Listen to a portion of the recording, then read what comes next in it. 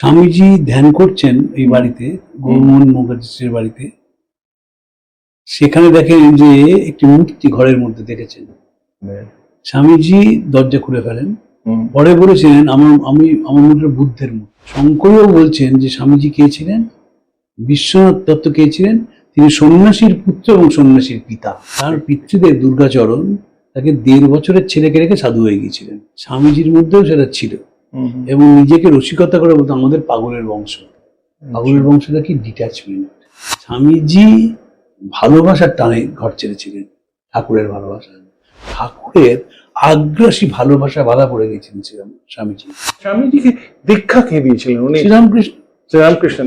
স্বামীজি এত জপ ধ্যান করতেন, কখন পর্যন্ত বলতেন না কাউকে, আত্মজীবনীতে লেখেননি। সেইটাই স্বামীজিকে এগিয়ে দিয়েছে। স্বামীজির বিখ্যাত কথা, তিনি যেমন আমায় ভালোবাসতেন, আমি যেমন তোদের ভালোবাসি, তোরাও সেইভাবে মানুষকে ভালোবাসবি। রামকৃষ্ণ ভাব আন্দোলন এটা বেসিক্যালি ভালোবাসার আন্দোলন। আমি তো পরিব্রাজক যখন ছিলেন তখন তো নিশ্চয়ই কিছু শুনে স্বামীর ভয়ঙ্কর ঘটনা ঘটেছিল। স্বামী যখন লিমডিতে ছিলেন তখন একটি প্রতিষ্ঠানে, সন্ন্যাসীদের প্রতিষ্ঠান, স্বামীজিকে তারা ঘর বন্ধ করে রেখেছিল। ঘর বন্ধ করে রেখেছিল কেন না, স্বামীজির ব্রহ্মচর্য তারা ভাঙবেই। বর্তমান ভারতবর্ষে এমন কোন সন্ন্যাস সংঘ আপনি পাবেন না তারা সমাজসেবার অংশগ্রহণ করছে না। কিন্তু সরলা দেবী চৌধুরীর খুব ভালো উক্তি আছে, এদের সংসারী তুল্য কাজের মধ্যে সংসারীর স্বার্থ পরবশতা নেই, শুধু কর্তব্যের তাগিদ রয়েছে। কৃষ্ণ আন্দোলনের বৈশিষ্ট্য কি, সেবার মধ্যে দিয়ে বেঁচে থাকেন। স্বামীজি সন্ন্যাসীর দুটো সংজ্ঞা দিয়েছিলেন, বহুজন হিতায়, বহুজন সুখায় সন্ন্যাসীর জন্ম, জীবের গগনবেদী হাহাকার থামাতে, বিধবার অশ্রুজল মুছাতে, পুত্রহীনার প্রাণে শান্তি দিতে, অজ্ঞ জনসাধারণকে জীবন সংগ্রামের উপযোগী করতে, সকলের ঐহিক ও পরমার্থিক মঙ্গল বিধান করতে সন্ন্যাসীর জন্ম হয়েছে। সন্ন্যাসীর গেরুয়া পোশাক সে তো যুদ্ধের অঙ্গসজ্জা। মহাপুরুষের সংজ্ঞা দিয়েছিলেন, আমি তাকেই মহাপুরুষ বলি যার হৃদয় অপরের যন্ত্রণায় রক্তাক্ত হয়, নাহলে সে দুরাত্মা।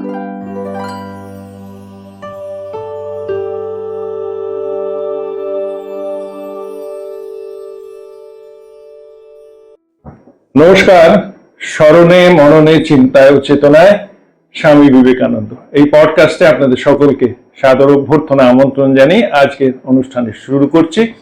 এবং আজকে পডকাস্টে অ্যাজ ইউজুয়াল আমার সঙ্গে বার্তালাপে রয়েছেন প্রখ্যাত সাংবাদিক তথা বিবেকানন্দ গবেষক শ্রী তরুণ গোস্বামী, যার পরিচয় নিষ্প্রয়োজন। তরুণ বাবু, স্বাগত আজকের পডকাস্টে। গত সপ্তাহে আমরা মেসনিক লজ আর স্বামীজির সম্বন্ধে অনেকক্ষণ আলোচনা করেছি এবং আপনার কাছে অনেক কিছু নতুন নতুন তথ্য আমরা জানলাম। এবং আজকে আমার প্রশ্ন হচ্ছে, দর্শকের একজনেরই একটা অনুরোধের প্রেক্ষিতে আজকের অনুষ্ঠান একজন দর্শক অনুরোধ করেছেন যে স্বামীজির সাধু সঙ্গ এই নিয়ে যদি আমরা একটা আলোচনা করি।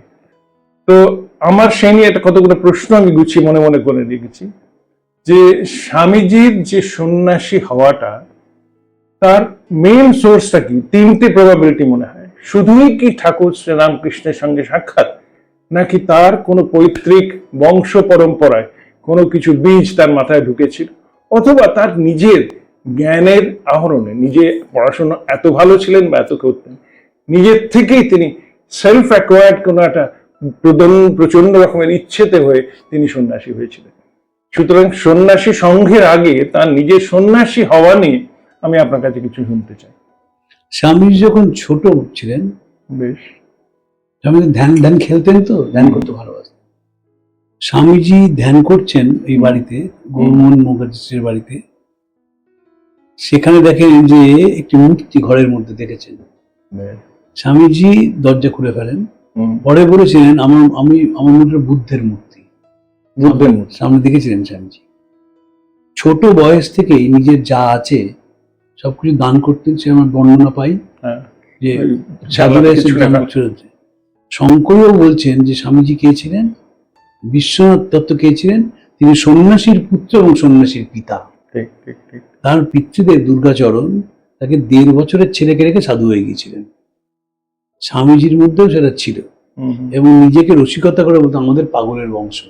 পাগলের বংশটা কি ডিট্যাচমেন্ট। জন্মেছিলেন ডিট্যাচমেন্ট নিয়ে। স্বামীজি দুই ভাইও সন্ন্যাসী, ভূপেন্দ্রনাথ এবং মহেন্দ্রনাথ। মহেন্দ্রনাথ বহু মানুষকে দীক্ষা দিয়েছিলেন। মহেন্দ্রনাথের জীবনে দেখবেন সন্ন্যাসী জীবন, ডিট্যাচমেন্ট। ভূপেন্দ্রনাথের তাই। ভুবনেশ্বরী চমৎকার কীর্তন গাইতে পারতেন। এবং স্বামীজির যেটা হলো, স্বামীজি ভালোবাসার টানে ঘর ছেড়েছিলেন, ঠাকুরের ভালোবাসা। প্রমোদা দাস মিত্রের একটি চিঠি আছে, ওই যে পৌহারি বাবার কাছে স্বামীজি গিয়েছিলেন যে হঠযোগ করে শরীর ভালো করবেন, যখন দীক্ষা নেবেন দিন ঠিক দেখেন ঠাকুর সামনে দাঁড়িয়ে রয়েছেন এবং করুণা মুখামুখি দেখছেন, এবং প্রমোদা দাস মিত্রকে চিঠি লেখেন, আর কোনো মিয়ার কাছে যাব না, আপনাতে আপনি থেকে মন জীবনাকে কারো ঘরে। সেখানে ঠাকুরের কথা বলতে গিয়ে বলেছেন, বদ্ধ জীবের প্রতি এত ইন্টেন্স সিম্প্যাথি আর কারোর মধ্যে দেখিনি। আবার বলছেন যে তিনি যেভাবে আমার ভালোবেসেছেন, আমার সব অপরাধ ক্ষমা করেছেন, এরকম পাওয়া যাবে। ঠাকুরের আগ্রাসী ভালোবাসা বাধা পড়ে গেছেন স্বামীজি, এবং স্বামীজি দেখলেন শুধু ভালোবাসা নয়, ঠাকুরের যে প্রজ্ঞা তাকে স্পর্শ করেছিল। স্বামীজি বলছেন পরে যে আমাকে অনেকে মনে করে আমি জ্ঞান এবং ঠাকুর ভক্তির মানুষ, আসলে ঠাকুর জ্ঞানী, আমি ভক্তি, আমি আমার ভেতরে ভক্তি রয়েছে, বাস্তবিক কিন্তু তাই। Proper self assessment. স্বামীজি ভক্ত মানুষ ছিলেন, আর ঠাকুরের প্রজ্ঞাটা স্পর্শ করেছিল। প্রজ্ঞাটা কি? যে মানুষ আরেকটি মানুষকে ভগবানকে চিনিয়ে দেন, যে এই মানুষ হচ্ছে ভগবান, এর থেকে বড় শিক্ষা আর নেই। সেই টানে পড়ে গিয়েছিলেন স্বামীজি। দেখুন, বাবা মারা গেছেন, তা সত্ত্বেও তো মা ভাই বোনদের ছেড়ে চলে গেলেন, এবং কি বললেন, আমি জানতাম আমি ছাড়া তার কথা কেউ জগতে প্রচার করতে পারবে না।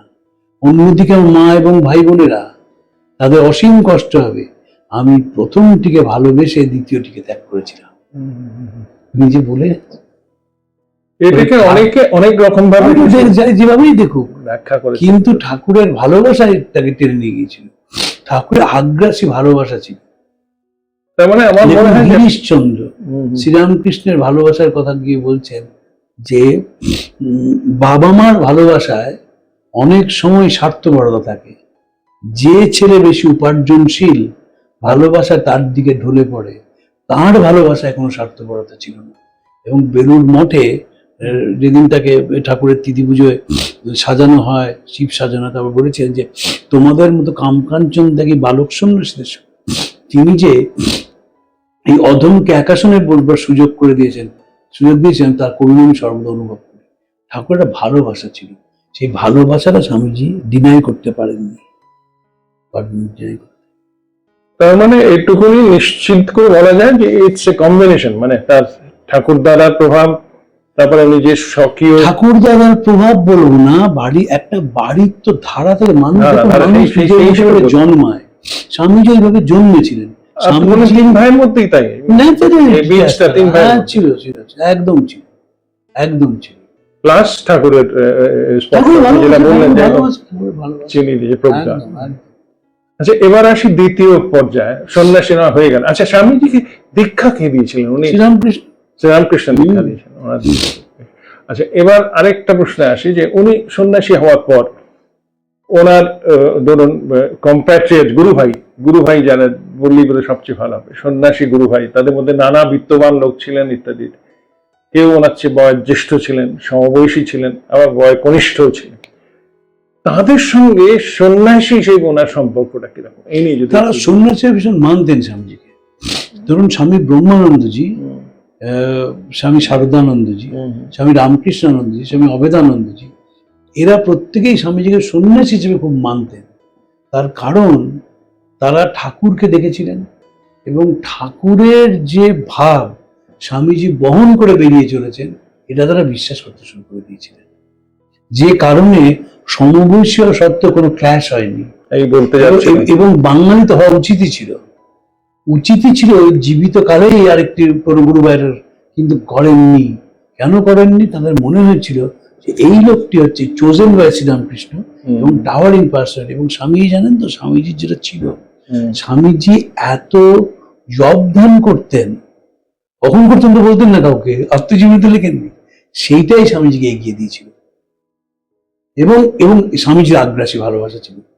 ওই স্বামীজির বিখ্যাত কথা, তিনি যেমন আমায় ভালোবাসতেন, আমি যেমন তোদের ভালোবাসি, তোরাও সেইভাবে মানুষকে ভালোবাসবি। আমেরিকায় বলেছিলেন যে আমি যদি মদ্যপ অসচ্চরিত্র হয়ে যাই, তোমরা এখান থেকে আমায় তাড়িয়ে দেবে, কিন্তু আমার কলকাতায় এমন গুরু ভাই আছে যাদের কাছে আমি এক নরেন থাকবো। রামকৃষ্ণ ভাব আন্দোলন এটা বেসিক্যালি ভালোবাসার আন্দোলন। মানুষকে যে ভালোবেসে তাকে অন্য স্তরে পৌঁছে দেওয়া যায়, এটি শ্রীরামকৃষ্ণ শিখিয়েছিলেন। বেসিক্যালি ভালোবাসার আন্দোলন, ভালোবাসার বন্ধন, হ্যাঁ, আগ্রাসী ভালোবাসা। এবং সে বন্ধনটা কেমন সে সম্বন্ধে স্বামীজি বলছেন, আমার এই ভালোবাসায় উন্মত্ততা আছে কিন্তু কোনো বন্ধন নেই। উন্মত্ততা আছে। আরেকটা জিনিস আপনার কাছেই শুনেছি বোধ হয়, এক্সট্রিম ডিট্যাচমেন্ট অ্যাক্টিভিটি, সেটাও উনি কিন্তু ওনার জীবদ্দশায় যখন আস্তে আস্তে শেষ জীবনে উনি সেই কোনো পজিশন নেননি, উনি সাংঘাতিক ঘড়ি, সে কোচম্যানকে ঘড়ি দিয়ে দিয়েছিলেন, সোনার ঘড়ি। ব্রহ্মানন্দজি গিয়ে সে জোর করে নিয়ে আসেন, কোনো জিনিস অ্যাটাচমেন্ট ছিল না। প্লাস পজিশনে উনি যে না না না মঠের আধিপত্য, একেবারেই না, একেবারেই না। সব ছেড়ে দিয়েছি, সব ছেড়ে দিয়েছি, আপনার চিঠি ট্রাস্টি সই করে দিয়েছি, আমি মুক্ত, সব ছেড়ে দিলাম। ন্যাচারাল ডিট্যাচ ছিলেন এবং সেটা ইনকালকেট করতে পেরেছিলেন তার গুরু ভাইদের। একদম পেরেছিলেন, সাংঘাতিকভাবে পেরেছিলেন। আর স্বামীজির সন্ন্যাসী হওয়ার পর অন্যান্য সন্ন্যাসীদের সংস্পর্শে আসার কোনো কাহিনী রয়েছে? এই পাওহারি বাবা, ধরুন পাওহারি বাবার কাছে স্বামীজি গিয়েছিলেন, আমরা জানি। স্বামী তো পরিব্রাজক যখন ছিলেন তখন তো নিশ্চয়ই কিছু স্বামীর ভয়ঙ্কর ঘটনা ঘটেছিল। স্বামী যখন লিমডিতে ছিলেন তখন একটি প্রতিষ্ঠানে, সন্ন্যাসীদের প্রতিষ্ঠান, স্বামীজিকে তারা ঘর বন্ধ করে রেখেছিল। ঘর বন্ধ করে রেখেছিল কেন না? স্বামীজির ব্রহ্মচর্য তারা ভাঙবেই। স্বামীজি একটা বাচ্চাকে চিরকুট লিখে পাঠিয়ে দেন, সেই চিরকুট লিখে সঙ্গে সঙ্গে রাজা তার লোকজন পাঠিয়ে দেয় এবং স্বামীজিকে উদ্ধার করে নিয়ে চলে যায়। এটা কোথায়? লিমডি। লিমডিটা কোথায়? উত্তর ভারতে নাকি মধ্যপ্রদেশ? হয়েছিল স্বামীজি একটা এমন একটা সন্ন্যাস প্রতিষ্ঠানে গিয়েছিলেন, সেখানে তারা আটকে রেখেছিল স্বামীজিকে, এবং সে স্বামীজিকে তারা ব্রহ্মচর্য নষ্ট করবেই, এবং সেখানে তারা সেদিনই প্রস্তুত স্বামীজির কাছে ছেড়ে দেখা করে তাদের চিরকুট পাঠিয়ে দিয়েছিলেন, এবং সেই চিরকুটটা স্বামীজিকে বাঁচিয়ে দিয়েছিল। জীবন বর্ণময়। সুতরাং স্বামীজির সন্ন্যাস জীবন বলতে আমাদের আর কিছু এখন মনে পড়ছে, যে সন্ন্যাস জীবন বলতে যে দর্শক জানতে চেয়েছেন তার জন্যই আমি আপনাকে প্রশ্নটা করছি, যে স্বামীজি সন্ন্যাস জীবন বলতে তো আসল কথাটাই ভাবতে হবে যে সন্ন্যাসী বন্যার সময় আর্ত মানুষের পাশে দাঁড়াচ্ছে, প্লেগে সেবা করছে, বেনারসে অসুস্থ মানুষদের সেবা করছেন, কঙ্খলে সেবা করছেন, এটাই তো নতুন দিক। একটি বই আছে ইন্ডিয়ান সাধুস, লিখেছেন গোবিন্দ সদাশিব ঘুরি, আর একটি চ্যাপ্টার আছে রামকৃষ্ণ বিবেকানন্দ, সেখানে তিনি লিখছেন social service of various kinds has now come to be recognized as a legitimate and important objective of ascetic and monastic life. বর্তমান ভারতবর্ষে এমন কোন সন্ন্যাস সংঘ আপনি পাবেন না তারা সমাজসেবার অংশগ্রহণ করছে না। এই যে সাধুরা, স্বামী দেখলেন ঋষিকেশে, তারা ওই ঘটি মারছে, জবদান করছে, ঘটি মারছে, তারপর ঝগড়া করছে, তাদের কর্মের মধ্যে ঢুকিয়ে দিলেন। আমার প্রেমে উন্মত্ততা আছে কিন্তু কোনো বন্ধন নেই। খুব সুন্দর একজন আমাকে সন্ন্যাসী বলেছিলেন, ঝাড়গ্রামের যিনি রামকৃষ্ণ আশ্রমের এখন সম্পাদক বেদপুরুষানন্দজি, তাকে কন্ট্রাক্টর বলেছেন কিছুদিন আগে, যে মহারাজ আপনাদের সঙ্গে আমার তফাৎ কি? আমি কন্ট্রাক্টর, আমি সারাদিন টাকা করে বেড়াই, আপনারা তো সারাদিন টাকা করেন, আপনারা তো সারাদিন টাকা করছেন, আপনি স্কুলটা বানিয়েছেন, টাকা চাইছেন, আরো টাকা কোথা থেকে আনা যায় তাই চেষ্টা করছেন, আমিও চেষ্টা করছি যে আমার কোম্পানি যাতে বড় হয়, আমি আরো বেশি কাজ পাই, তাহলে আপনার সঙ্গে আমার তফাৎ কি? মহারাজ বললেন, যাকে আমি বললাম যে তফাৎ কি জানেন, আপনার যে টাকা তার প্রতি আমার আসক্তি আছে, আপনার আসক্তি আছে, আমার একটা বেলুড় মঠ থেকে টেলিফোন আসবে, আমাকে ছেড়ে চলে যেতে হবে। সুন্দর কথা। সুন্দর কথা। স্বামী লোকেশ্বরানন্দজি নরেন্দ্রপুর তৈরি করেছিলেন। নরেন্দ্রপুরে বিরাট প্রতিষ্ঠান, 100 বিঘে জমি, তার ব্লাইন্ড বয়েজ একাডেমি, তার স্কুল, তার কলেজ, তার লোকশিক্ষা পরিষদ। মহারাজ দিল্লিতে গেছেন, সেখান থেকে ফোন গেল যে তুমি নরেন্দ্রপুরে থেকে গোলপার্কের সেক্রেটারি হবে। তো জামা কাপড় আনতে নরেন্দ্রপুরে যান, একদম এয়ারপোর্ট থেকে গোলপার্কে চলে এসেছে। এই হচ্ছে ডিটাচমেন্ট। পুরুষানন্দজি অসাধারণ লাগলো আমার।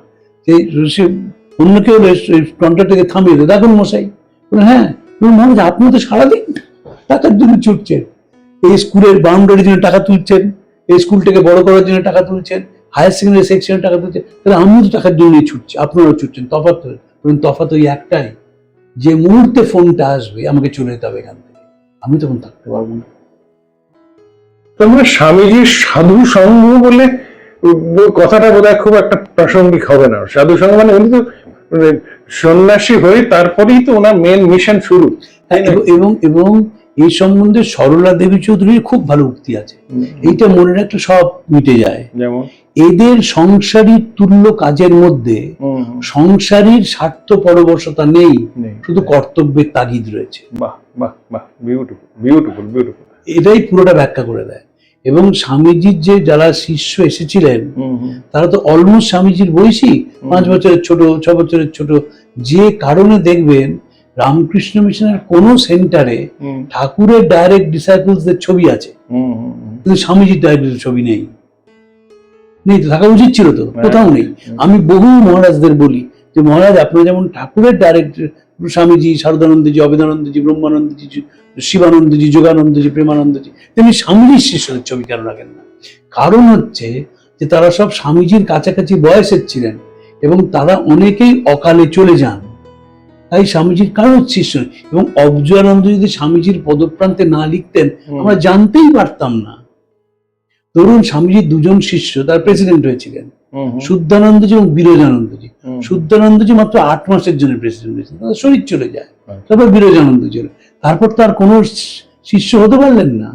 স্বামীজির প্রথম দীক্ষিত শিষ্য, স্বামীজির সন্ন্যাসী প্রথম দীক্ষিত শিষ্য হচ্ছে স্বামী সদানন্দজি, হাতরা স্টেশনের অ্যাডিশনাল অ্যাসিস্ট্যান্ট স্টেশন মাস্টার। স্বামীজিকে তিনি দেখেছিলেন, তিনি স্বামীজির প্রতি তার ভালোবাসা হয়, স্বামীজি বরণ করেছিলেন, স্বামীজির চোখটাকে টেনেছিল, তিনি দীক্ষা দিয়েছিলেন, তিনি চাকরি ছেড়েছেন, তিনি চলে এসেছিলেন। তিনি কি সঙ্গের করে, তিনি নিজেই তার বন্ধু ছিলেন, তিনি প্লেগের সেবা করেছিলেন। তিনি কি করেছিলেন, এই মহারাজ বলাটা শুরু করেছিলেন। আগে তো সবাই বাবু বলতেন, দেখবেন স্বামীর চিঠি আছে কালীকৃষ্ণ বাবু, তারক দাদা তোমার বক্তব্য দিচ্ছি। কালীকৃষ্ণ বাবুটাকে স্বামী বিরজানন্দজি, তারক দাদাকে স্বামী শিবানন্দজি। উনি মহারাজ বলে বলা শুরু করেন সদানন্দজি। আর স্বামীজির গৃহ শিষ্য প্রথম হচ্ছে হরিপদ মিত্র এবং তার স্ত্রী, বেলগাঁওয়ের ফরেস্ট অফিসার। গৃহ শিষ্য। স্বামীজি ক্ষেত্রীর মহারাজকে দীক্ষা দিয়েছিলেন, তারা জানতেনই না যে স্বামীজি কিরকম বিখ্যাত হবেন কি হবেন না। আর দ্বিতীয়বার বিদেশ থেকে ফিরে আসার পরে স্বামীজির অসাধারণ ঘটনা বলি। স্বামীজি পূর্ববঙ্গে গেছেন, পূর্ববঙ্গে স্বামীজির মনে হয়েছে যে ইলিশ মাছ যদি পুইনাটা দিয়ে খাওয়া যায় তার বড় আনন্দ হয়। নৌকা করে যাচ্ছেন, নৌকা এক জায়গায় ভিড়েছে, এই কথা শোনা মাত্র 2জন ছুটে চলে গেছেন ইলিশ মাছ কিনতে। তাই ইলিশ মাছ নিয়ে আসছেন এবং একটি বাড়ি থেকে পুঁই ডাঁটা রয়েছে, পুঁই ডাঁটাও নিয়ে আসা হয়েছে। স্বামীজি কি বললেন তাদের, বললেন যে দেখ আমি তো সন্ন্যাসী মানুষ, কোনো পয়সা করিনি, তোরা থির হয়ে বস, আমি তোদের দীক্ষা দিয়ে দিই। একটা নৌকার মধ্যে কোনো প্রায়র অ্যাপয়েন্টমেন্ট, প্রায়র অ্যারেঞ্জমেন্ট ছাড়া দীক্ষা দিয়েছেন স্বামী ছাড়া নেই। স্বামীজির চিঠি আছে যে তিনি ভক্ত খুঁজছেন, তিনি ঠাকুরের ছবি রাখুন কি না রাখুন, সংস্কৃত পড়ুন কি না পড়ুন, তার জন্য ভেতরটা মানুষের প্রতি তার ভক্তিতে বিগলিত হয়। সপ্তাহ সন্ন্যাসী স্বামীজির শেষ সন্ন্যাসী শিষ্যকে স্বামী পরমানন্দজি। স্বামী পরমানন্দজির নাম লোকে জানে না, তিনি আমেরিকাতেই তার শরীর চলে গেছিল। ডেলি প্রেয়ার বলে তার অসাধারণ গ্রন্থ আছে। তিনি অরুন্ধতী দেবীর কাকা ছিলেন। অরুন্ধতী দেবীর কাকা ছিলেন এবং তাকে স্বামীজি দীক্ষা দেওয়ার দিন বলেছেন, হ্যাঁ রে তুই তো, তোকে তো খুব শান্ত ছেলে ছিল, মুখে কোনো কাটা দাগ দেখছি না।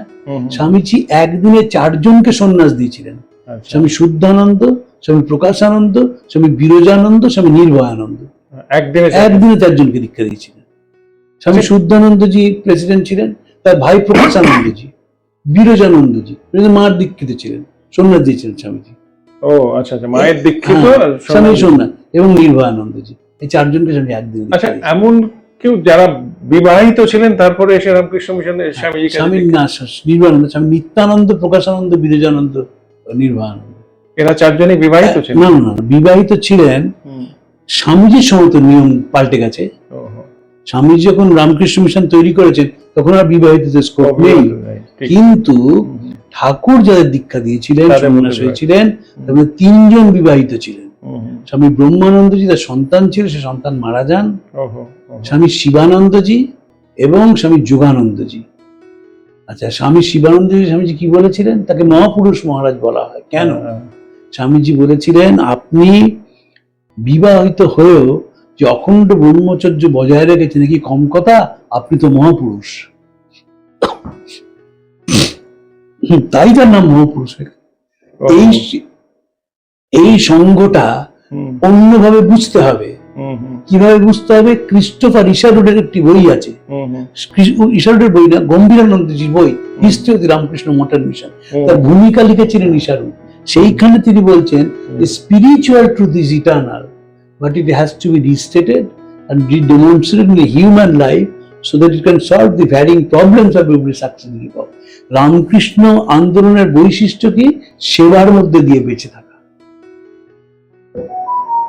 দারুণ দারুণ দারুণ। আজকে কিন্তু আমার এটাই নতুন সন্ন্যাসী। স্বামীজি বলছেন যে একদিকে যেমন এরা দাড়ি কামাবে, পরিষ্কার পরিচ্ছন্ন পোশাক পরবে, আবার সব ছেড়ে ছুড়ে দিয়ে হর হর মহাদেব। ধরুন স্বামীজি বিয়ে থেকে চিঠি লিখছেন, অসাধারণ চিঠি, ঠাকুরের তিথি পুজো, ভক্তির নামে পেটে পিত্তি পড়ে মেরে মেরে ভাত দেবে না, জল ফুটিয়ে ব্যবহার করবে, সেটা রান্না ব্যবহার করবে, খাওয়ার জন্য ব্যবহার করবে, পরিষ্কার জামা কাপড় পরবে, মশারিতে শোবে, পয়সা থাকলে খাটে শোবে, মাটিতে নয়। এই নতুন সন্ন্যাসী,